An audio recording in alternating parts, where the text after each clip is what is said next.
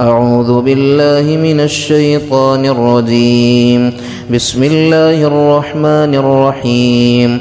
يا أيها الذين آمنوا لا تقدموا بين يدي الله ورسوله واتقوا الله إن الله سميع عليم.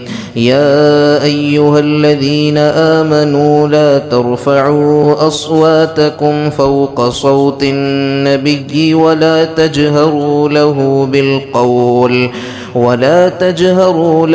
بالقول كجهر بعضكم لبعض أن تحبط أعمالكم وأنتم لا تشعرون. إن الذين يغضون أصواتهم عند رسول الله أولئك الذين امتحن الله قلوبهم للتقوى لهم مغفرة وأجر عظيم. إن الذين ينادونك من وراء الحجرات أكثرهم لا يعقلون ولو أنهم صبروا حتى تخرج إليهم لكان خيرا لهم والله غفور رحيم. يا أيها الذين آمنوا إن جاءكم فاسق بنبأ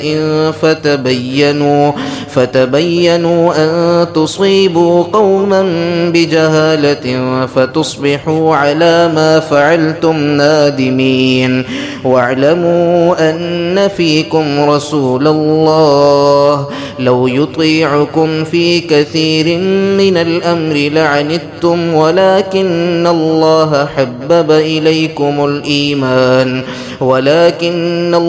حبب إليكم الإيمان وزينه في قلوبكم وكره إليكم الكفر والفسوق والعصيان أولئك هم الراشدون فضلا من الله ونعمة والله عليم حكيم. وإن طائفتان من المؤمنين اقتتلوا فأصلحوا بينهما فإن بغت إحداهما على الأخرى فقاتلوا التي تبغي حتى تفيء إلى أمر الله فإن فاءت فأصلحوا بينهما بالعدل وأقسطوا إن الله يحب المقسطين.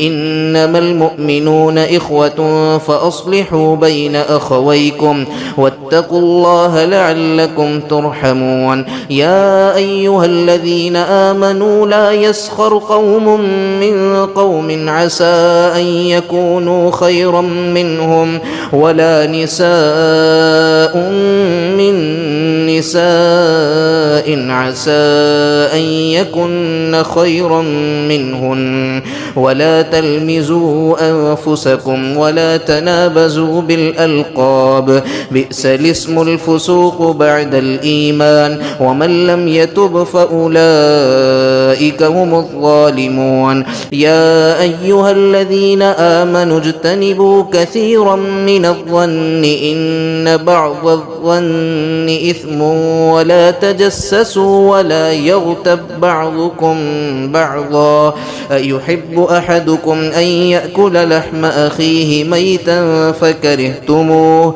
واتقوا الله إن الله تواب رحيم. يا أيها الناس إنا خلقناكم من ذكر وأنثى وجعلناكم شعوبا وقبائل لتعارفوا إن أكرمكم عند الله أتقاكم إن الله عليم خبير. قالت الأعراب آمنا قل لم تؤمنوا ولكن قولوا أسلمنا ولما يدخل الإيمان في قلوبكم وإن تطيعوا الله ورسوله لا يلتكم من أعمالكم شيئا إن الله غفور رحيم. إنما المؤمنون الذين آمنوا بالله ورسوله ثم لم يرتابوا وجاهدوا بأموالهم وأنفسهم في سبيل الله